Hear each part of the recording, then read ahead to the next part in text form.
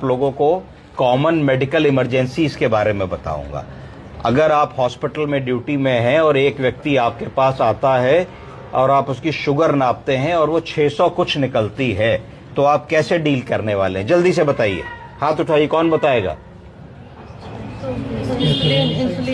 Insulin लगाएंगे। कितनी लगा देंगे? 6 से 8 नहीं 300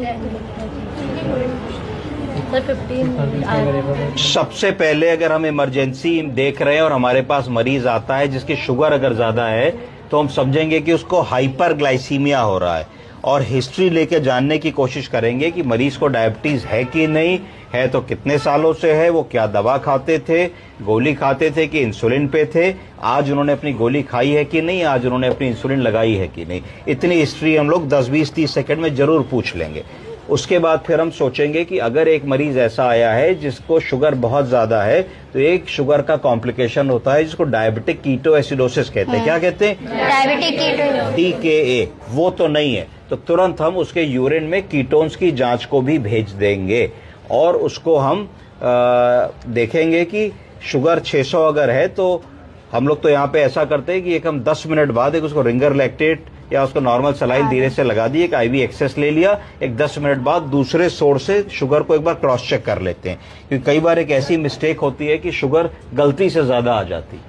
गलती से ज्यादा कैसे आ सकती है? अगर मानो कि एक मरीज है, वो घर में जो है उसको एक रसगुल्ला दे दिया गया, पकड़ने के लिए मिठाई दे दी गई और उसने हाथ नहीं धोया, तो तुमने प्रिक किया, तो उस पॉइंट पे अगर ब्लड आएगा तो कंटामिनेट होकर के शुगर ज्यादा आ जाएगी।